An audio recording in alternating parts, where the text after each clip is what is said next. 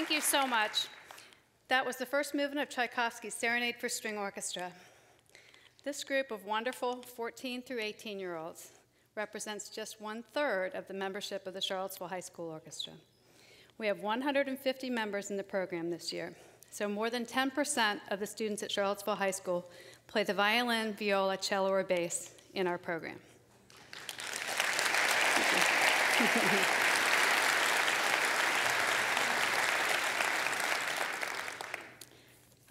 For the last 30 years, we have amassed a room full of first-place trophies from United States competitions. We have 3 international tours under our belt. We have performed at the Votive Kirche in Vienna. We've played at a charming little church in Krabčice, Czech Republic. We've played at the Royal Academy of Music in London. We've performed in our sister city of Poggio a Caiano, and also in Rome and in Florence, Italy. Recently, we received an invitation to perform at Chartres Cathedral outside of Paris. We intend to take them up on that offer this June as we travel to Besançon, another sister city of Charlottesville, and perform in Paris as well. Alumni of the Charlottesville High School Orchestra program are teaching music and performing in symphonies and chamber ensembles throughout the United States and Europe. Others play in pop, rock, and country bands. Perhaps you may have heard of some of these groups: Dave Matthews, Michael Bublé, Hunter Hayes, and Taylor Swift. So we have a lot to be proud of. It wasn't always this way.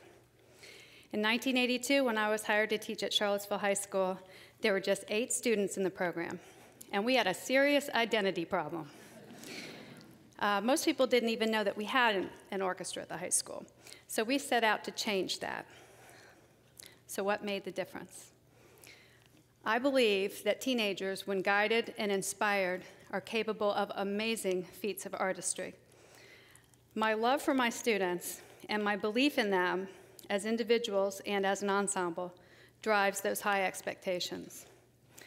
The first time I put a piece in front of the group, maybe a Dvorak symphony, there might be a little trepidation, slight hesitation by the sheer number of difficult passages on the page. But I hope that underneath that sense is the reassurance that Ms. Thomas thinks we can do this. So will it be perfect the first run through? No, it will not. It will not be perfect, and that's okay because you have to take risks to grow, and mistakes are part of the process. I freely admit my errors in rehearsal in the hopes that it helps others feel more comfortable being less than perfect themselves. So how do you build that trust? How does a classroom teacher build the kind of community where students feel supported, believed in, trusted, valued, so they can do their best work? I think it starts with relationships. I think you have to know who you're working with. Teenagers are amazing. I know their frontal lobes are not fully developed yet, but the rest of their brain is just phenomenal. I listen to my students. I ask their opinion, and I deeply respect their responses. I go to their football games and their lacrosse games and their field hockey games and their theater productions because I want to know who they are as individuals, again, so they can do their best work in my room. So much has been said lately about the academic benefits of arts education. And I think this is wonderful. But you know, music and arts teachers have always known this. It's not just that smart kids sign up for band, orchestra, and chorus. It's that by being in band, orchestra, and chorus, kids get smarter. That being said, I don't think that's why these guys are on this stage, to raise their SAT scores. I think they're here because it's fun. I think they're here because they love playing their instruments, because there's no feeling in the world like playing beautiful music for an enthusiastic audience. It's joyful to discover a great musical masterwork from the inside out. There is nothing like the pure pleasure of drawing a bow across the string to produce a beautiful tone. It's difficult to measure, and today the world wants to measure that because we like to test. But it should not be underestimated. It's good for the spirit, it's good for the soul. It's important. So lots more factors in the growth and success of this program. Mainly phenomenal parental involvement, really incredible community support, and a long-term deep commitment on the part of the Charlottesville City School Division to arts excellence. Students in Charlottesville get to sign up for band and orchestra in the 5th grade, and they get excellent instruction and consistent, well-coordinated instruction throughout the middle school years, so that by the time they get to the high school, they're excited and ready to play advanced repertoire. Gustav Mahler said that tradition is not the worshiping of ashes, but the passing on of the flame. Fast forward 100 years or so. Boston Philharmonic conductor Benjamin Zander considers the measure of his success to be the number of shining eyes around him. I think these eyes are shining because they've been handed the flame. Thank you.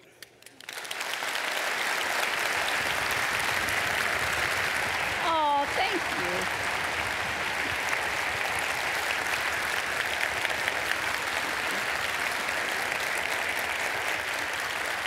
And wait, there's more. This is Gettysburg.